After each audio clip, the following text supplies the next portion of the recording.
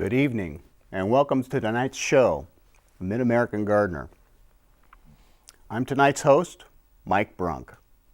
And if you have questions this evening, please call us at 217-333-3495 because we've got a great panel tonight of specialists that are primed with emails and presentations, so let me introduce them to you so they can share. To my left is Phil Nixon.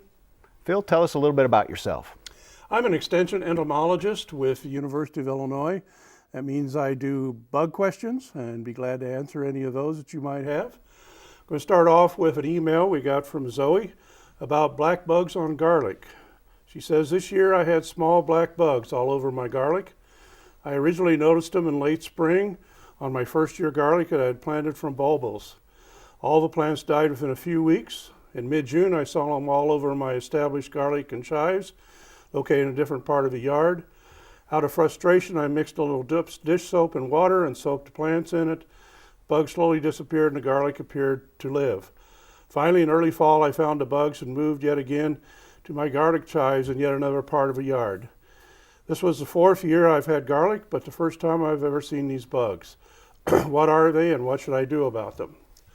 Well, what you've got is apparently what's called the onion aphid, and for those of us who have grown onions for decades, like myself, there always were some onion aphids, but these are different. These are found in Southeast Asia a number of years ago, Taiwan area, that sort of area in the world, and they've spread very, very quickly. They've been a real problem in Europe for a few years, and they're now getting fairly widespread in the United States. And these aphids are going to overwinter. We don't know exactly how, but it appears that they will overwinter both on the on sets or plants that you might overwinter, as well as in the soil. We don't know how, all the details of them, but we do know they're doing pretty well. And they do kill anything that's onion or garlic or related, such as leeks and shallots and all of these sorts of things. And really about all we can recommend is that you plant your onions and garlics and other relatives in different parts of a garden than you did the year before, because we feel that the aphids are overwintering in there. You can kill them with insecticidal soap. We don't recommend the dish soap that the listener talked about, because you can get some phytotoxicity, some dieback of a plant, depending on the conditions in which that's used. Much less likely with insecticidal soap, much safer material to use.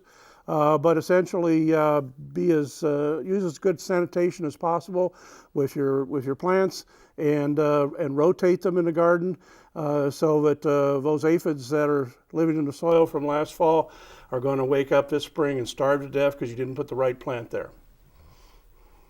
Goodness, do you think this is going to be a problem? Is this due to the weather that we had this winter, or? No, it's just something that's gotten into this part of the world, and right now we don't have any good tools to do much about it. So it's kind of an enigma at this point, but what we do know about it is that it's pretty well resistant to most insecticides we throw at it, and they get down into the leaves that are rolled together. That's typical of onion and garlic and so on, and they're really untouchable in there. You can't use a systemic because then it makes the vegetables not fit to eat. So if you can't get to it, you can't kill them. So that's kind of a problem we've got right now. Yeah, very interesting.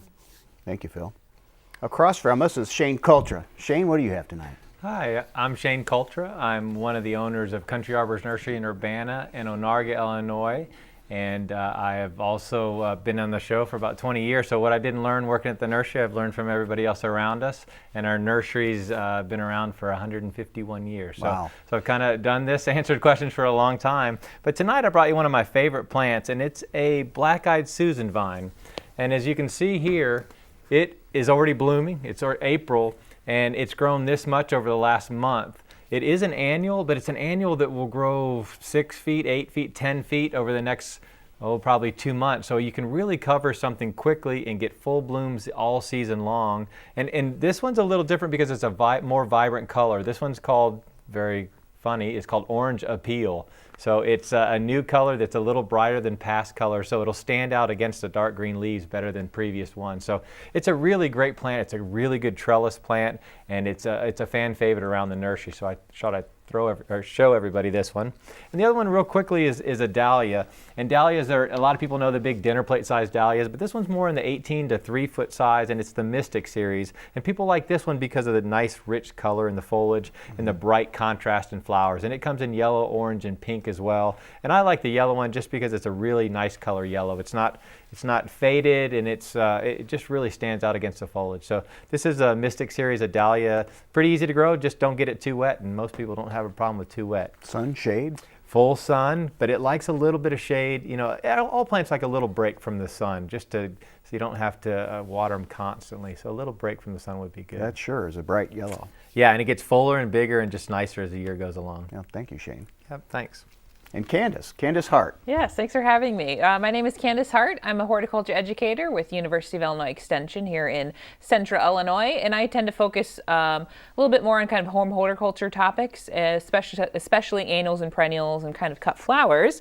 So I brought along today one of my favorite perennials that I couldn't resist at the garden center today. This is a Lenten rose, which is in the Helleborus genus here.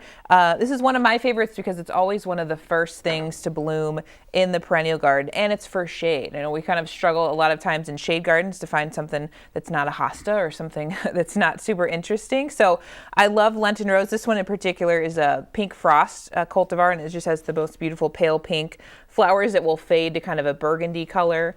You can get whites, greens, kind of shades of pinks and burgundies, and it's just a really low maintenance perennial for shade. Great. Yeah. Thanks, Candace. Remember, our line to call is 217-333-3495. Before we go on to our callers, I'd like to let you know Mid-American Gardener has a podcast series now, and episode 7 is out. So it is now available for streaming via the Mid-American Gardener website. You can also listen and subscribe via iTunes, Stitcher, and the NPR1 app. The guest for the episode is Champaign Master Gardener Kay Carnes. So that sounds very interesting, and tune in to that podcast. Now let's go to the lines. We have a caller on line 2, Kay from Decatur, who's calling in about black ants on root systems. Kay? Yes. We plant our own vegetables from seed, and last year while they were growing and they were still tender, the ants got up to the root ball system and ate the roots, which killed the plant. So we had to restart them all again. And we've just planted a bunch of seeds again for this season, and we're concerned about these little black ants. Generally, problem with ants in the garden is that if you happen to plant seeds or plants in where they happen to have their nest, their colony, the soil will be so loose that the roots will dry out and the plant will die. It's very light. Perhaps what's been happening is that the ants may have come on after the roots were already dying from perhaps too much moisture or something like that. But ants are opportunists, but if they have their chance, they'd rather be predatory or scavengers on other insects and so on than on plant materials. So I'm not really sure what's going on with the situation, but generally the problem with ants is more commonly associated with too damp a soil and root rot, and then coming in secondarily, and then when the plant dies, you dig it up and the ants get blamed for it because they happen to be there when it happens. So you might want to consider whether you've got good soil drainage or not. That may be your biggest concern. And also, when you're planting a garden, never, ever, ever plant a seed where there's an anthill. It's not going to grow anyway. Good advice. Thanks, Phil. We have a caller on line 3, Sandra from Champaign. Cool weather and start of season. What do you have for us, Sandra? Well, my question is, we've had such strange cool weather this spring. I just wonder how far behind we are in our gardening season. A week or a few days? Or I actually haven't looked to see like what the degree growing days or anything. You know, I know that I'm probably a week behind in starting turf grass mowing as I was last year. So that's slowed up, and I think, you know, the cool weather slowed down some of the budding trees. So Yeah. I'm hopeful that we're going to have a good flowering season for magnolias this year, that they won't get nipped. So we are, in my opinion, with some plants, about a week behind at least. I think a week or two. Yeah, for soil temperatures, I don't think we're that far behind because the winter wasn't so, you know, there really wasn't any frost in the ground. But the trees, you know, we dig trees and we're not in a big hurry this year because we're really 2 weeks behind. Normally we're done, and we are done now, but we didn't have to rush because it's been so cool. Kind of nice. But it'll change quickly. You know, the next week Yeah. we'll forget that it was cold, hopefully. 2 weeks cold and 2 weeks warm is what it seems the cycle is. So yeah, I would say 2 weeks, but you know, again, things are going to change, and everybody asks me when to put stuff out, and I'm not willing to take that answer because I don't want to be playing for a whole crop It's an going average wrong. date, Yeah, not a exactly. set Well, stone. don't we think Mother's Day still is the safe time to get your annuals out after Yeah, Mother's but Day? everybody they're pushing that every single year. Yeah, that's You true. know, That's there were true. people buying annuals last week, and I had to remind them not to put them out. Kale and pansies are fine. Well, no, though, there aren't are they? certain Yeah. things. That's Yeah. very true. Cool That's season very stuff. true. Except that that's not all they're buying. That's true. Yeah. Okay. All right. I hope we answered your question, Sandra. Line 4, Paulette from Urbana. Hi. About 2 years ago, I planted some rhubarb, and, well, I guess it'd be 3 years ago. And then for the last 2 years, when it comes up, it just immediately in the middle, I get these tall stalks, and I would say it looks like it goes to seed, but I don't get rhubarb off of it. And I was wondering if you could tell me what I'm doing wrong and or recommend another rhubarb variety so I can try to start all over again. You got me on this. I say one. I'm not a rhubarb grower. I do know that when that happens, you're supposed to cut out the flower stalk as soon as you see it, and continue to do so if you get more coming on. I don't remember all the details either, but generally it's associated with a combination of temperature, I believe, and fertility. But I'm grasping at straws on that one. Yeah. But I do know that generally, if you cut out the flower stalk as soon as you see it, it may shoot up another one if you do that, and then it normally behaves itself for several weeks, and you can get you can cut rhubarb stalks without any problem off of it. So you know, that's the practical answer to it. There might be some varieties that are better. It's just not an area that I'm familiar enough with. Yeah. Potentially maybe planted a little too deep too. I wonder if maybe that's causes some issues, but I yeah, don't know, could be. hard to say. Yeah. Okay. Hey, I've got a reminder for our viewers before we go on to the callers. And it is on Saturday, June 9th. Mid-American Gardener fans will have the opportunity to board a bus with Master Gardener and interim host Sandy Mason for a day of garden fun at a beautiful 79-acre St. Louis Botanical Gardens. This garden trip is available as a thank you for donations of $150 or more to the Illinois Public Media. That's just $12.50 a month.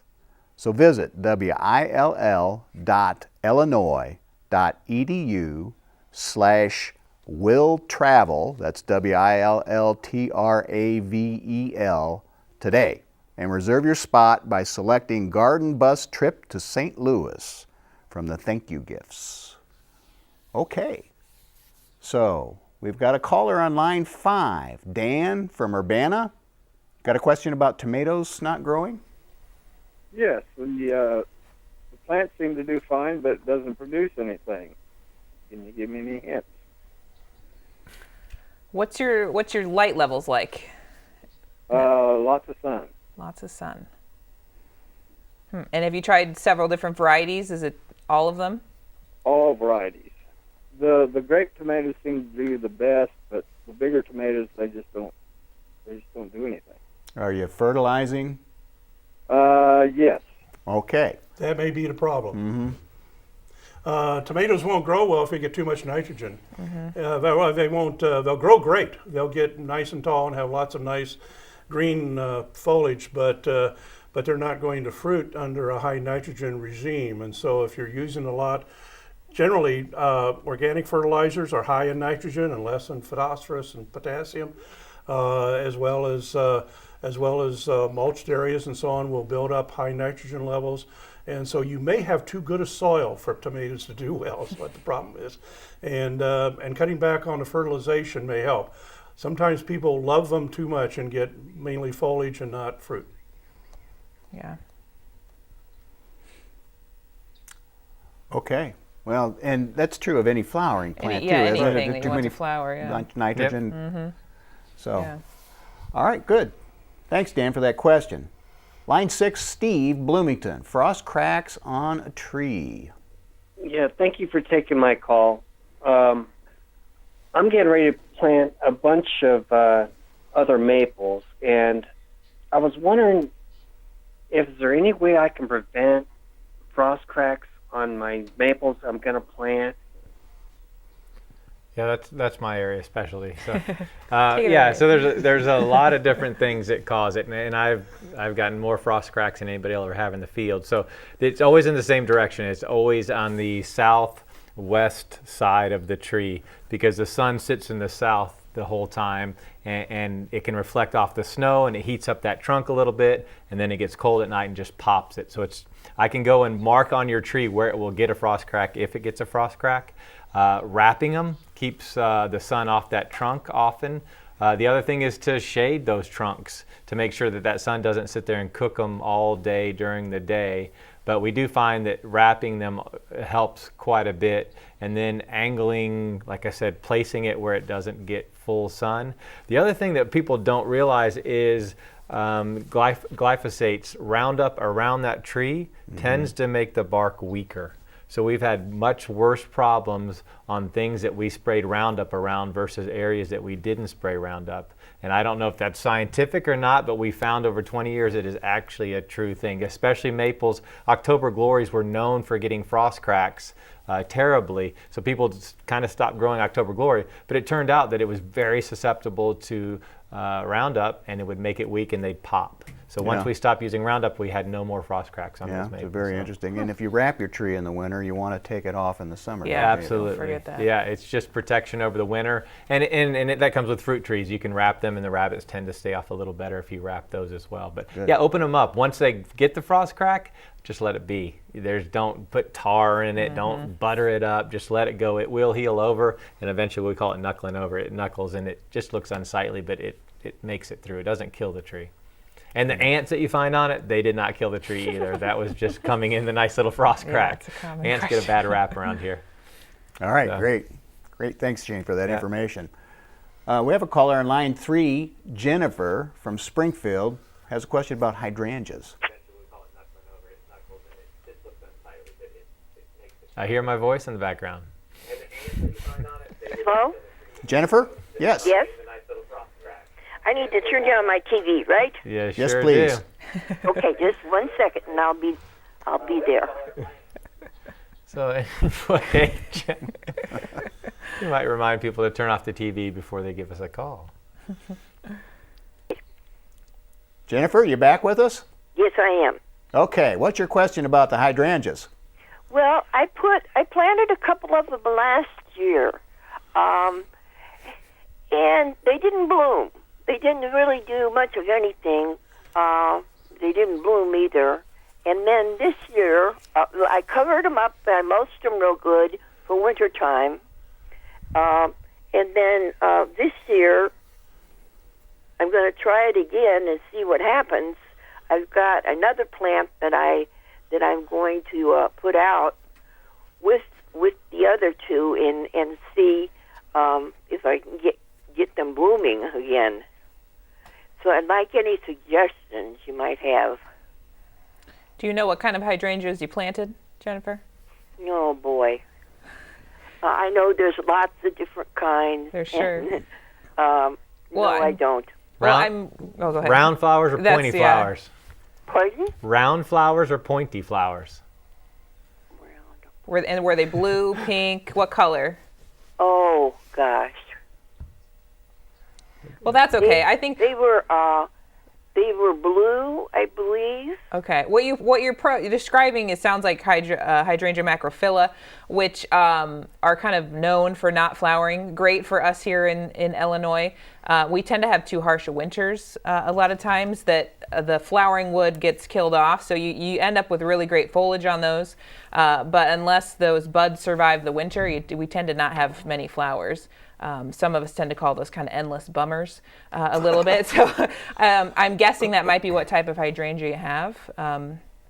Any other thoughts, Shane? No, I think she's done the right thing though. So the key is, in order for them to bloom, you have to have old wood from last year survive the winter, and so you need to do what you can to protect it during the winter. And it sounds like this winter you might have actually done that, because I heard you say you protected it and mulched it in, and that's exactly what you need to do. Now, endless summer is supposed to bloom on old wood and new wood, but we find that the old wood always blooms a little better than the new wood. The white ones, like Annabelle's, everybody sees all these beautiful flowers because they're one of the few that blooms from entirely new wood, so they bloom very well every year. But 10 years ago, before endless summer, they hardly ever bloomed because nobody, they chopped them down or they forgot to protect them for the winter. So the key is protect them over the winter, mulch, leaves, compost, whatever you need to do, and you should have a really good bloom set. The rest is fertilizer. It has really nothing to do with the blooms. You got to get that wood going first. Yeah. So that's the key to them, and it's our most often asked question on. I get it in the grocery store. No That kidding. exact same question. Absolutely. Speaking of questions, we have a few more write-in questions. Let's go through those real quick. We have a few minutes. Phil, you have a second question? Yes, Deborah Flagg wrote in and wanted to know, is there a way to grow beneficials successfully under row covers in the garden? I've had serious problems with aphids when using row covers. If I take the covers on and off to let ladybugs in, the pests get in too and kill the plants. Doesn't seem to matter what crop is involved. Important thing associated with row covers is that many times they tend to increase the humidity associated around the plant because you don't get as much sunlight in, as much ventilation as it would be, and aphids just dearly, dearly love high humidities. They go to town under those situations. And so one beneficial insect option would be parasitic wasps, which the ones that if you go to buy them, will be sold as Aphidius colemanni. In other words, it's aphid with IUS at the end, and then Coleman, like Dabney Coleman, and put an I at the end of his last name, Colemanni. And that's a specialist on aphids of any kind, pretty much. And you can also collect your own by looking for aphid mummies, which are going to be the rounded up brownish aphids among the green ones, or whatever color of aphid you have.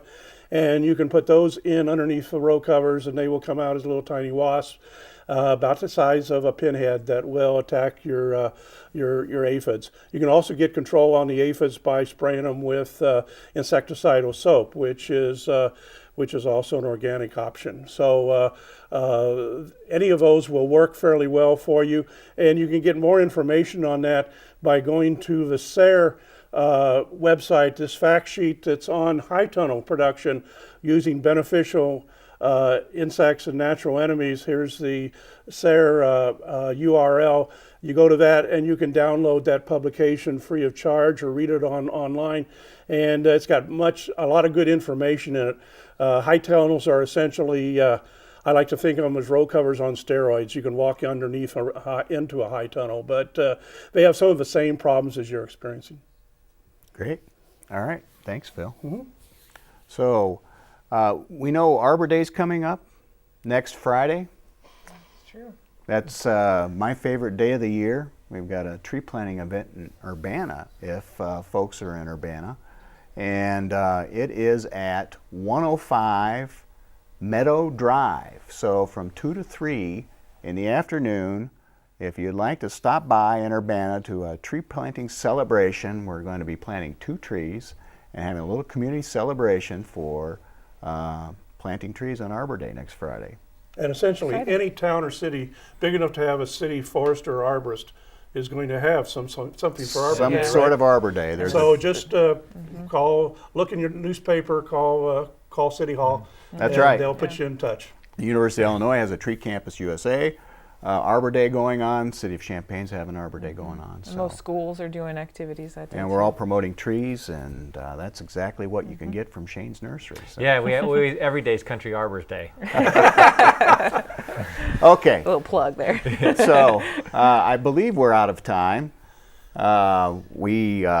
If you haven't gotten your call called in, there is a number that you can call and leave a voicemail at 217-300-8224. So that's 217-300-8224.